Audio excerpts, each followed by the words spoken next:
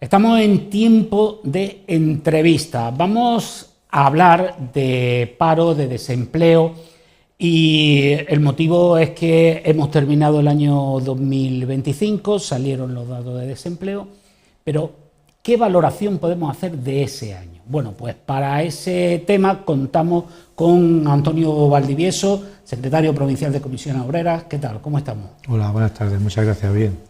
Bueno, pues la primera pregunta que quería plantearle es esa, más allá del dato mensual de desorganización, ¿qué valoración hacen del año 2025 en el empleo en la provincia de Almería? Bueno, en principio es una valoración positiva, puesto que ha habido una drástica reducción del paro registrado en nuestra provincia. Estábamos en torno a los 55.000 cuando empezó el año y ahora estamos pues prácticamente llegando a los 42.000. Es decir, se bajó de la barrera psicológica, que era un poco los 50.000, pero no solamente eso, sino que se ha bajado hasta los 42.000.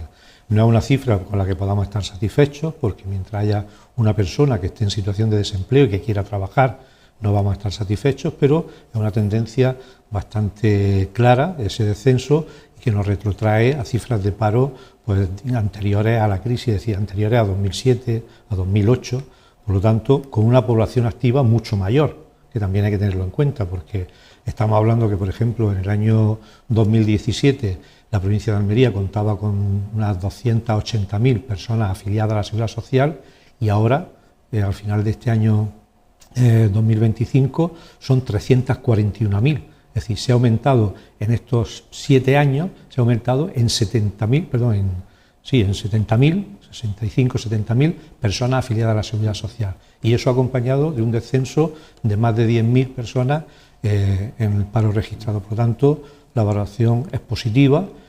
Y bueno, esto teniendo en cuenta que, en fin, con la subida del salario mínimo interprofesional, que muchos creían que iba a ser un motivo de destrucción de empleo, pues no solamente no lo ha sido, sino que ha sido un motivo de crecimiento del empleo.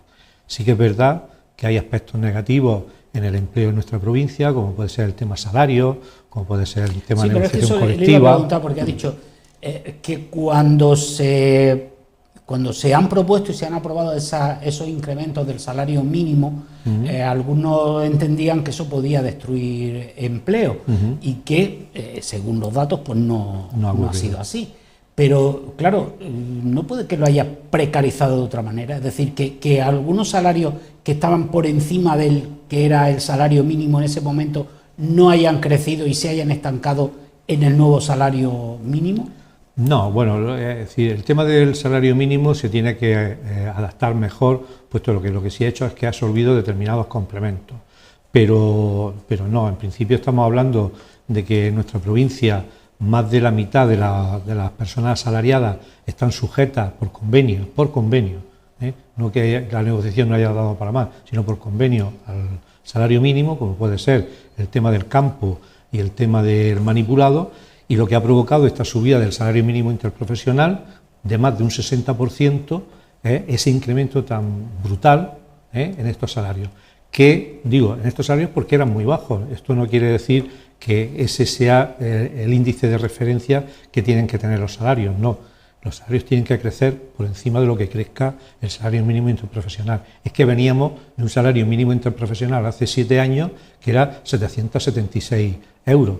Con eso, una familia y con lo que ha crecido la inflación, era imposible que pudiera llegar a final de mes. ¿Y la inflación no se ha comido el incremento salarial?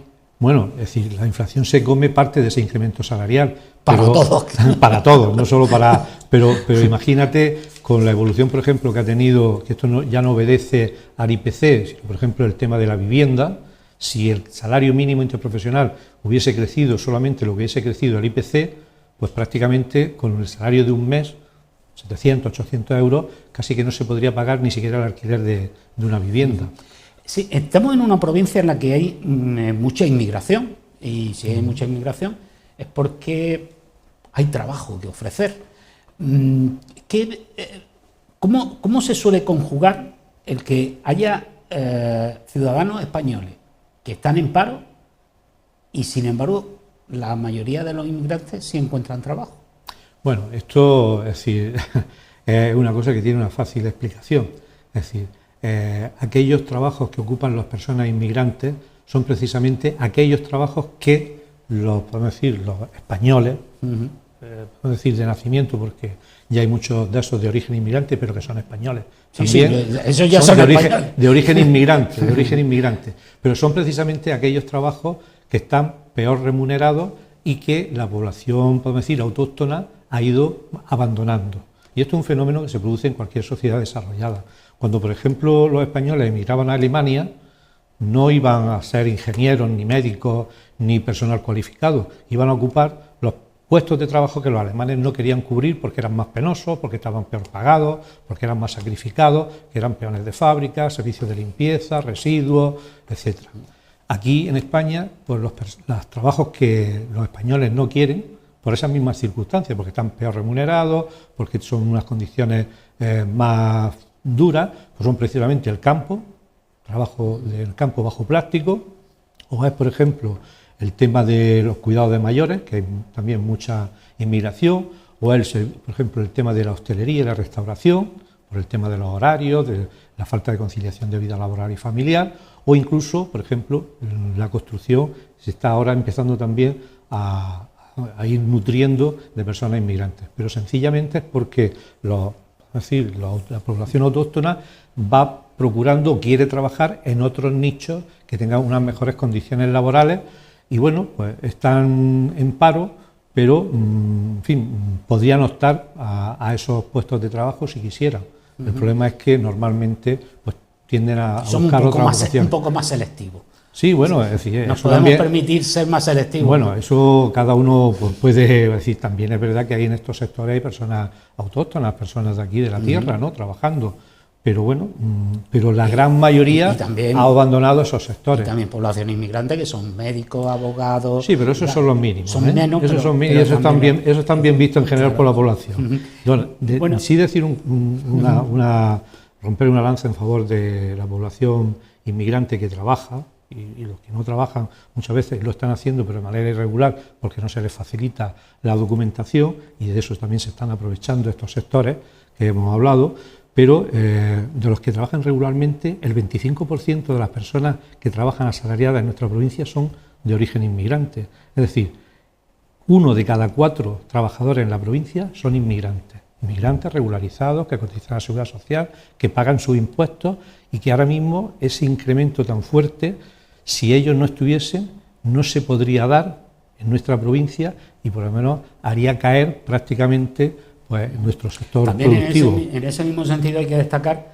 que aunque son en torno a eso, el 25% de la población que está trabajando, sin embargo, de los que cobran el subsidio de desempleo son una cantidad muy inferior a esa. Es decir, son gente que está en bloque, por decirlo así, trabajan mucho más, trabajan proporcionalmente más que las personas autóctonas, ¿no? No, bueno, es decir, están trabajando, es decir, yo ahora no te sabría decir qué porcentaje de parados son, es decir, eso en función de que lo trabajan, pues después reciben sus prestaciones por desempleo, tanto unos como otros. En ese sentido, en el tema de las prestaciones, quería preguntarle, porque los últimos datos señalaban que casi 1/3 de las personas que están en el desempleo no reciben ningún tipo de ayuda o de subsidio. O sea, cobran en torno al 63% y el resto no recibe ningún tipo de asistencia. ¿Cree que debería ampliarse esa asistencia? Bueno, las prestaciones por desempleo, lógicamente, cuanto mayor cobertura existiese, pues tanto mejor, ¿no? Es decir, eso está claro, que hay que mejorar las prestaciones sociales de todo tipo. También es verdad que parte de la reducción de las personas que no cobran el desempleo es porque son personas que seguramente no han trabajado, porque lo que ha hecho la reforma laboral es que como ha convertido el empleo temporal en una gran medida en empleo indefinido, esas personas ya no cobran, es decir, antes estaban entrando y saliendo del mercado laboral, por lo tanto, había más personas que en determinados momentos cobraban esas prestaciones de desempleo.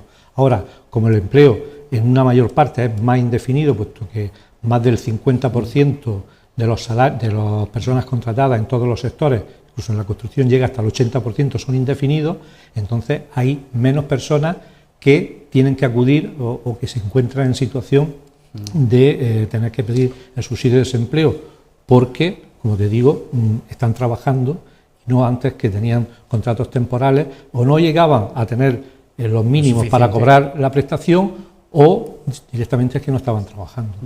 Pero estaba hablando de la situación por la que pasan los trabajadores con los contratos indefinidos, ¿no? O sea que ahora hay muchos más, la mayoría de los contratos son indefinidos, pero sin embargo la cantidad de tiempo que una persona está trabajando antes de ser dada de baja es inferior a la que había antes, la media. Ha bajado en los últimos años, ha bajado prácticamente en 10 o 15 días. O sea, aunque te hacen un contrato indefinido, al final te tienen un mes, te tienen 20 días. No suele ser esa la tónica. Es decir, un contrato indefinido está claro que pasado un tiempo se puede, si no es necesario, se puede destruir ese puesto de trabajo porque no haya necesidad o lo que sea, ¿no? Pero en principio la vocación del empleo estable es que continúa siendo estable, es decir, por eso no hay un aumento del empleo temporal. Es decir, y los ritmos de contratación, es verdad que han bajado en cuanto a contratación indefinida, pero es porque, lógicamente, cada vez, como la gran mayoría de los contratos se han convertido en indefinidos y hay menos temporales, por lo tanto, el ritmo de crecimiento es mucho menor. Al principio de la reforma laboral, en los primeros 6 meses, hubo un crecimiento importante, el periodo transitorio, después cuando se acabó el periodo transitorio dio también otro subidón y después se ha ido estabilizando y se mantiene en eso, en torno a un 50% de contratación indefinida. Por ejemplo, te voy a poner un ejemplo de cómo era la contratación antes de que entrara la reforma laboral. En el año 2021, antes de la reforma laboral, en Almería se firmaron 100.000 contratos, más de 100.000 contratos en el sector agrario, del cultivo intensivo bajo plástico. Bien, de esos solamente un 2% era indefinido. Ahora son casi el 60%. Sí, de esos más de 100.000 contratos. Sí, pero si la actividad lo que produce es la necesidad temporal de trabajadores, ¿qué más da que el contrato sea indefinido o sea temporal? ¿Te van a echar al mes o a los 2 meses? Antes, por ejemplo, en el campo se utilizaba mucho el contrato temporal, cuando realmente las campañas, sabemos todos que en la provincia de Almería son prácticamente ya anuales, porque hay cultivos que se van rotando en los invernaderos y tienen cultivo de invierno, cultivo de verano, extra temprano, extra largo, no sé cuánto, el mes que se deja descansar la tierra, se siembra, es decir, prácticamente la actividad agraria en la provincia de Almería no es temporal, es indefinida. Sí es verdad que tiene picos donde puede haber una mayor producción, entonces ahí sí se necesitan contratos temporales que se pueden seguir haciendo por 6 meses, no hay ningún problema. Es decir, el que haya una contratación indefinida que después no, además existe también el fijo discontinuo, precisamente para aquellas actividades, como puede ser a lo mejor el sector hostelero, ¿no?, que es más estacional, bueno, pues pueda tener unas personas que son fijas, pero que están trabajando pues 6 meses, 8 meses, porque la campaña no da para todo el año. Pero siempre son las mismas personas, tienen su trabajo fijo, su antigüedad y tienen sus derechos, más que estar contratando todos los años personas, que era el problema. Es decir, al final, como no tenían una cierta estabilidad y no venía un proyecto de futuro, lo que hacían es que se iban hacia otros sectores para buscar mayor estabilidad. Hoy existe más estabilidad en general en todos esos sectores, lo que pasa es que es verdad que debido a las condiciones de trabajo, pues muchas veces son sectores de difícil cobertura, pero no, vuelvo a repetir, no por nada, sino por las condiciones difíciles y porque a veces no están bien remunerados. Y lógicamente eso espanta a los trabajadores. Del sector básico en Almería, como es la agricultura, el sector del manipulado, ustedes vienen protestando, los sindicatos en general, bastante porque están en unas condiciones muy lamentables. ¿Qué visos tiene de solucionarse ese conflicto? Bueno, ese conflicto se viene ya alargando prácticamente un año desde que venció el convenio anterior. Estamos hablando de un sector que es clave para la provincia de Almería, que las últimas campañas, más de 4 campañas últimas, son récord en producción, récord en comercialización y récord en precios. y sin embargo ese aumento del beneficio en este sector no se está traduciendo en un incremento salarial, están cobrando a salario mínimo interprofesional. Entonces, lo que estamos pidiendo es que se suba en torno a un 3% por encima de lo que pueda subir el salario mínimo interprofesional, porque como decía antes, el salario mínimo interprofesional no se tiene que tomar como referencia para fijar los salarios en los distintos sectores, es decir, eso es un mínimo a partir del cual es cuando empezamos a negociar y aquí los empresarios de la provincia de Almería, por muchos beneficios que tengan, muchos se fijan solamente en el salario mínimo interprofesional y de ahí no quieren pasar. Y no solamente eso, sino que quieren endurecer el sistema disciplinario y quieren también acotar o rebajar la conciliación de la vida laboral y familiar. Y aquí en Almería lo que echamos de menos, y ahí tenemos un déficit importante en este empleo que tú me decías que cómo era la provincia de Almería, es el sector industrial. Es decir, no hay un sector industrial potente que normalmente tiene empleo de calidad y que tiene mejores condiciones laborales. La media en España del sector industrial suele ser un peso del 22%, en Andalucía está en torno al 14-16% y en la provincia de Almería está en torno al 8%. Es decir, estamos en una situación muy mala. Y no solamente eso, sino que además, a veces, además de ser un sector que no vemos cómo crece, bueno, pues se destruye, hay empresas que están dejando de producir en la provincia de Almería, como fue, por ejemplo, Cemex, hace unos años, como por ejemplo Endesa, que bueno, por circunstancias esperemos que ahí haya una reindustrialización, y por ejemplo ahora, pues también estamos viendo en los medios de comunicación como una empresa con más de 100 años de tradición industrial, farmacéutica en la provincia de Almería, como el Laboratorio de Urbán, pues ha hecho un ERE y ha despedido prácticamente a toda su plantilla para vender el negocio en mejores condiciones a una multinacional. Por lo tanto, es decir, el sector es bastante delicado. Y volviendo al tema del manipulado, vale, aquí tienen muchas trabajadoras, porque sobre todo son mujeres, pero ¿cuál es la situación en otros territorios, tanto de Andalucía como de fuera de Andalucía? ¿Hay también una situación de negociación enquistada? ¿Hay también unas condiciones laborales tan precarias como aquí? Bueno, en líneas generales, es decir, tenemos que darnos cuenta que eso es una cuestión general. Normalmente el trabajo más precario suelen ocuparlo y peor valorado, suelen ocuparlo mujeres. Es decir, en eso sí que hay una brecha importante de género.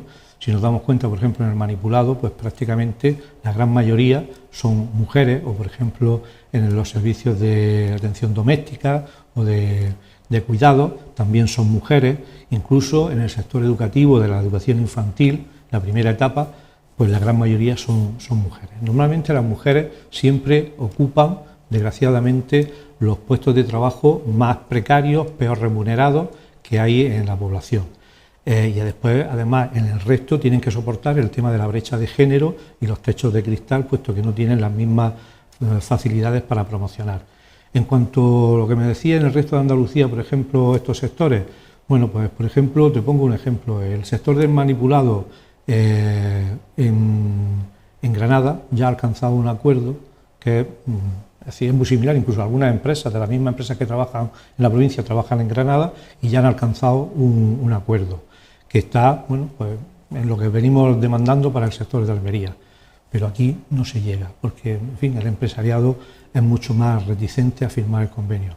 Cuando se firmó el convenio del campo hace un par de años, pues arrancábamos conjuntamente tanto Granada como Almería en el sector agrario.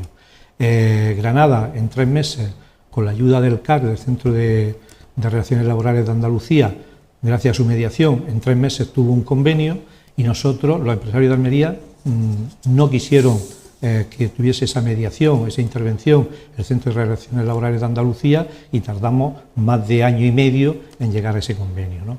Por lo tanto, en Almería tenemos, por desgracia, en general, en líneas generales, un empresariado que es más reticente a la negociación colectiva, que en fin, pues más reticente a la negociación colectiva y que es más difícil arrancar acuerdos en nuestra provincia que en otros sitios de Andalucía. El subdelegado del Gobierno, José María Martín, comentaba a finales del año pasado, haciendo un balance, que una noticia, un dato positivo, y es que el número de nuevos contratos en la actualidad vienen a estar bastante equiparados entre hombres y mujeres. Es decir, que hombres y mujeres suelen ser la misma cantidad de nuevos contratados, lo cual es buenísimo de cara a futuras pensiones, que no haya esa brecha. Pero lo que quería preguntarle es, en términos generales, ¿dónde está ahora mismo el principal problema de contrataciones? ¿En las mujeres, en los menores, en la gente sin empleo anterior, en los mayores de 45, de 50?